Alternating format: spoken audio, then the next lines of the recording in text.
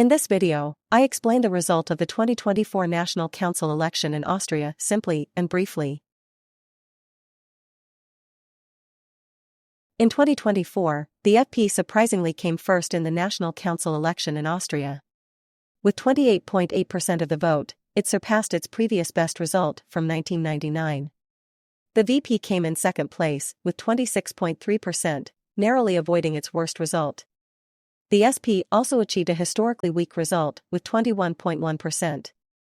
NEOS and the Greens followed with 9.2% and 8.3% respectively.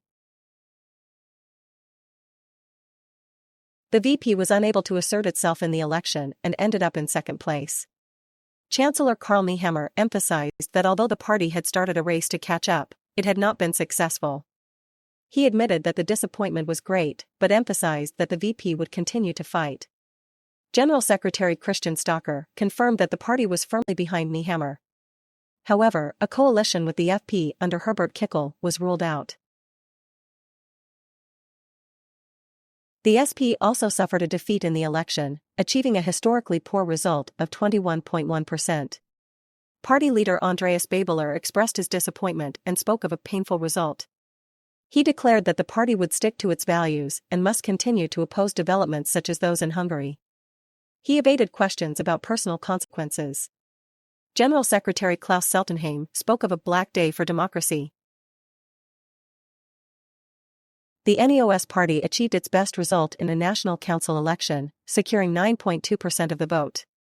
Party leader Beat Mainl-Reisinger was delighted with the result and saw it as a sign that the people of Austria wanted change. She emphasized that her party stands for reform and is prepared to take responsibility. General Secretary Douglas Oyos was also confident about a possible participation in government. He said that the people had clearly demanded reforms. The Greens suffered a significant drop in the election, achieving only 8.3% of the vote. Party leader Werner Kogler explained that the result was painful, but emphasized that governing parties across Europe were facing difficult times. He said that the Greens would continue to play their part in leading Austria into the future. Health Minister Johannes Rauch also said that the Greens were ready to take on responsibility. However, a precise analysis of the result is still pending.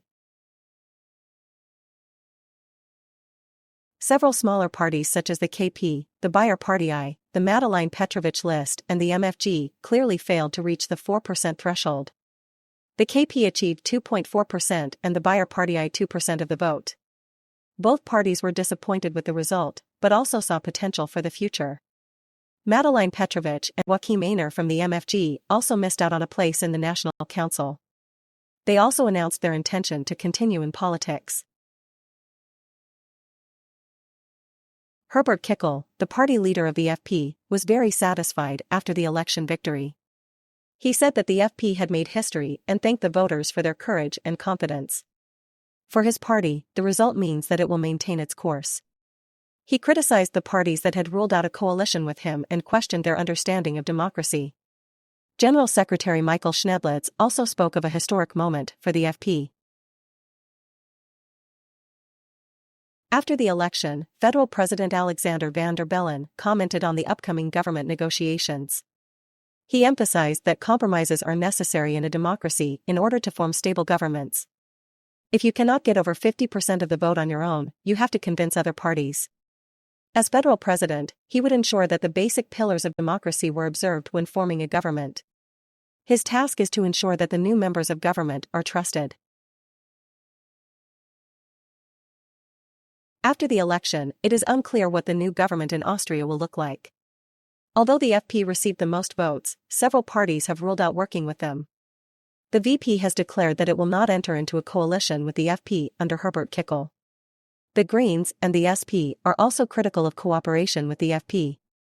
It remains to be seen which coalitions will be formed in the coming weeks and which parties will ultimately form the government.